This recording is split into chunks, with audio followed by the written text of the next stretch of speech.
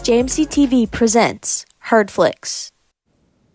Hello, and thanks for joining us for this intro video production course edition of HerdFlix. I'm Sarah Davis. And I'm Joe DiCristofaro. We're glad you're joining us. HerdFlix features a variety of sketches, music videos, commercials, and stories created by students in the beginning video production class at Marshall University. And we hope you enjoy what we've created. With the spring semester coming to a close, many students are trying to figure out where they want to live next semester, and it can be intimidating for some. My contribution to HerdFlix features a new off-campus housing option that might help some who are stressed out about their living arrangements. Many Marshall students are looking towards the fall 2024 semester and making big decisions, such as what classes to take and what clubs to join. One of these decisions, determining where to live, can be stressful and anxiety-inducing for a lot of students. That's why one alumna, Caitlin Spears, founded her own housing business. Wildflower Homes introduces the widely popular tiny home concept to Huntington, offering living spaces for students just 2 blocks from Marshall's campus. Spears said that crowded apartments, an issue that many students know all too well, inspired her to start building the tiny homes. My 5 roommates at the time, we were going to be graduating and moving out soon. We'd want a space where we didn't have to have 5 roommates and that was affordable, had all the amenities in one. The tiny homes are single-story with a lofted bedroom space. Tenants are provided with furniture, kitchen appliances, and an in-unit washer and dryer. Once Spears found the property on 7th Avenue, it was all hands on deck for construction. Last year in 2023, about March, I was like, hey, I could actually do this. So I started looking at properties, and that's when I found this one. I didn't think I'd actually find one that I liked and that was affordable, but I found this property, and where it was so close to campus, I just kind of went for it. I ended up buying it last summer and just been moving on since then. She also said that the vision for the tiny homes is nostalgically similar to a child's drawing. I always think it's really funny, when you're drawing houses as a kid, you draw that stereotypical square with the door in the window. It'll look exactly like that. There'll be a door on the left and then the window on the right with the little porch out front, vinyl siding. And then on the inside, I want to take a very modern approach.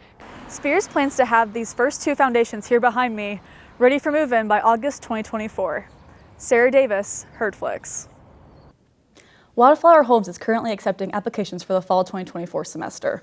Esports have become a global phenomenon, including right here on Marshall's campus. As Zach Gamble shows us in this In Their Own Words piece, esports is more than competitive gaming to this Marshall esports player. Hey guys, I'm Donald Hansberry. I also go by Hydra in game. I am a psych major here at Marshall University. Do a couple other things, but mainly right now I'm a gamer. And this is Beyond the Herd. I'm from McDowell County, which is where Welch is, Welch, West Virginia. There's like nothing there. And when I say nothing, we don't have Walmart. The nearest mall is like an hour and a half away, and that's like a normal length drive for us to just go shopping. There's not a ton of stuff to do there. So I knew the same, I had the same friend group all through elementary, middle, and high school. We knew everybody.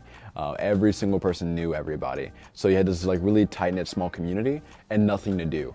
So if you wanted to hang out, a big outlet was hey, come over to my house and play Halo. People would buy these gaming consoles, put on LAN parties and stuff like that too. So a lot of my experience of making friends throughout my time in the county was reaching out to people online and being hey, we play these games, we have similar interests, but you're not from here. I've gotten into competitive gaming because I lost a competition with my friends in 3rd grade of who could survive the most rounds in Call of Duty Zombies. And I hated it. I was so bitter about it for a long time, so I started getting really competitive in every game I played. But I didn't know esports were really a thing. But until about freshman year in high school, probably, I got into Smite because some of my friends found the game, and they were hey, let's check this out. It's a cool game. We all played it casually for a minute, and then I discovered esports through Smite. In the collegiate esports, my brother invited me to join this team, and then we reached out to some people around campus, found some people that I had known beforehand, but didn't know that they ended up playing Smite ever, and we made this team. And initially, we were thinking, hey, we're a new team, we're not going to be that great. We should expect to lose. It'll be a learning experience. And then we started cleaning house. We had undefeated in the first season. Our goal was to make playoffs that season, and we did. So for the 3rd season, we made a change for our roster. We picked up another player and swapped out one of our old players. And we said, hey guys, last rodeo, a couple of us are about to graduate. we want to win it all, was basically the mentality. You know, we'd been to the playoffs before. We'd had a lackluster season prior to the season, so we've been on both ends of the spectrum with winning and defeat. And we said, you know what, like we just win it all. We want to prove that we're the best. So we put in a ton of work that season, like 18 to 20 hours a week, just practicing playing the game. So we go through the regular season, we dropped a single game, and we are undefeated before that first game for that season. Lost that game, and that game reminded us that we were able to bleed. It kind of reality checked us before playoffs. We put in even more work right before playoffs and went all the way in a best of 5 series. We went to the game 5, and we ended up clutching it up and ended up winning the championship. And then since then, I've retired from playing specifically in college esports just because I'm in the master's program now.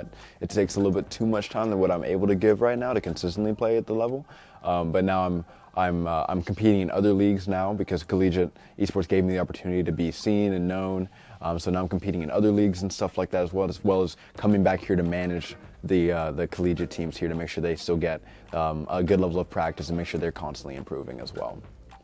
Because of the success that we found in collegiate esports, I started streaming, and people wanted to come around. They wanted to watch my gameplay and stuff like that too. I was able to network with a lot of really cool people at the company that made the game, so Harrah. I got a lot of opportunities within the game itself. One really cool one I can talk about is the company announced Smite 2. And it's in a closed playtesting phase right now. But if you're one of the lucky few people, you get to be invited to play that. And since your boy's kind of known around these parts now, they invited me to partake in that playtesting phase, which is really, really cool. And I wouldn't have gotten the opportunity if I hadn't competed in college esports. Thank you all for watching. We'll catch you next time, and keep gaming out there. GG. Thanks, Zach. What an interesting look into Don's life. Gambling, a roll of the dice, a chance to win it all. The following short sketch by David Kelly entitled A River Runs Gold shows how simple wagers can lead to complex problems.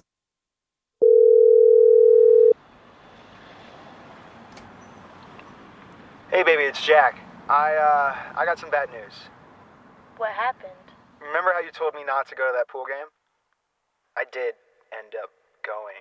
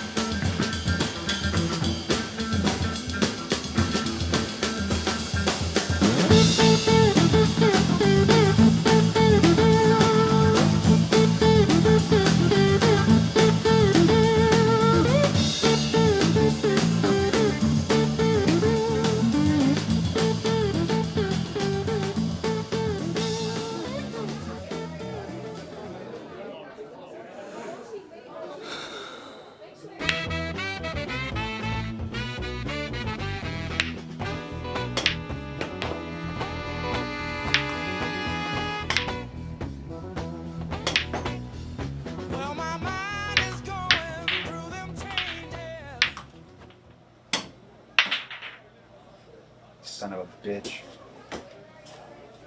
It was a good game. For you, maybe. Now where's my money? I need more time.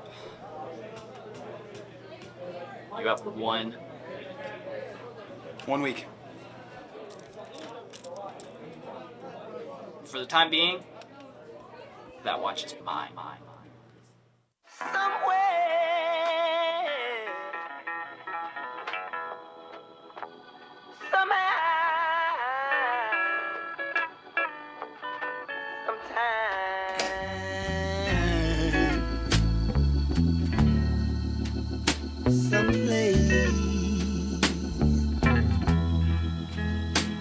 I did someone wrong, and now I'm suffering.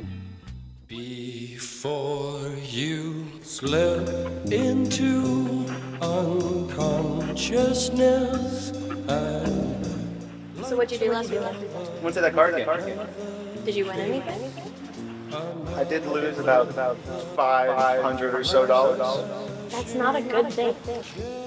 I know, but I can handle this. I don't think the stakes are going to get raised anywhere. They better not. All right. Maybe I should go. Lucy, listen. Okay, there's a pool game at Texas Bar this Saturday. If I go, I can make it all back. Can you?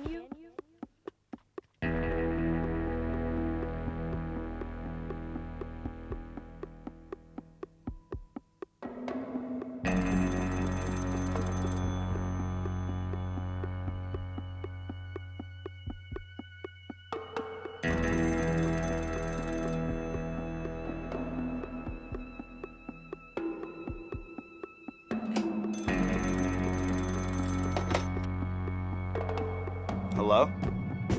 Taking away the moments that make up the dull day.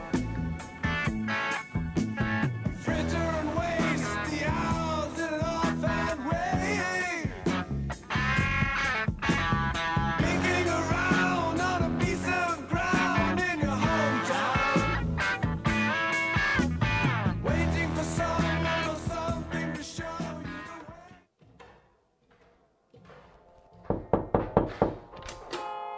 But I lost my money room.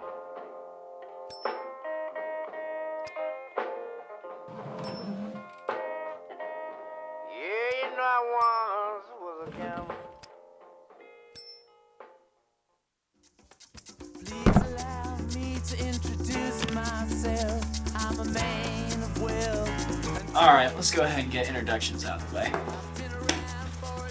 We have John, we have Michael, and finally, we have Jack. Come back to lose some more money? I came to win it all back. Sure. Game we'll be playing tonight is Texas Hold'em. Good luck.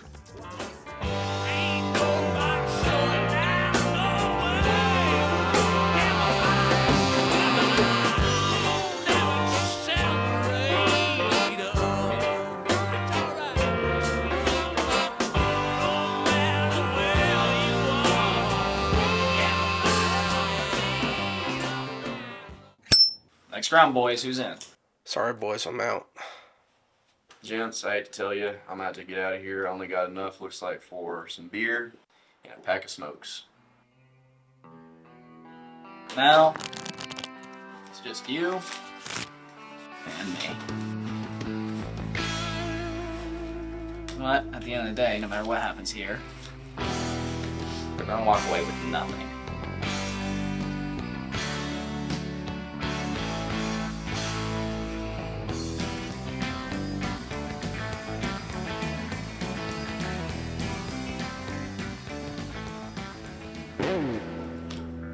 Three-pair king.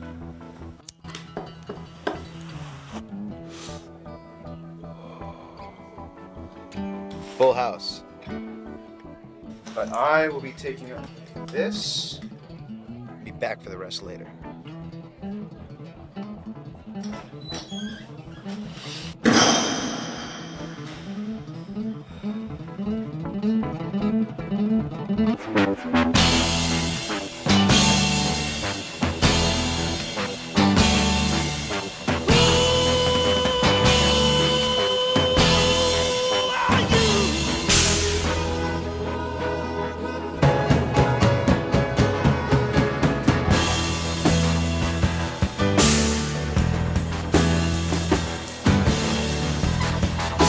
An old wise tale once said, the great Euphrates runs to gold if you look hard enough. But the river Styx runs untold with banks jagged and rough. But at the end of the day, rivers drain to the sea, and the boat you sail determines the means.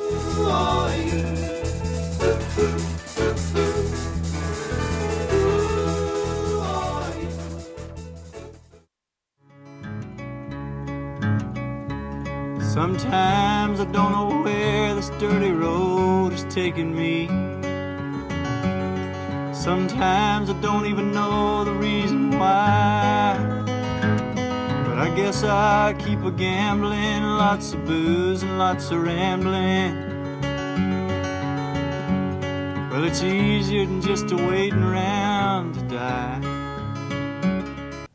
And I challenge viewers to think about who David's main character was betting against, with the hint being it was in one of his background music choices. That's all the time we have left for this episode of HerdFlix. Check out the rest of our YouTube for more student content and stay tuned for more shows coming your way. And you can also follow us on Instagram at JMC_TV to find out about our latest projects. You've been watching HerdFlix, a student content program where we create everything: the material, the production, the talent. I'm Joe DiCristofaro. And I'm Sarah Davis. Have a great day.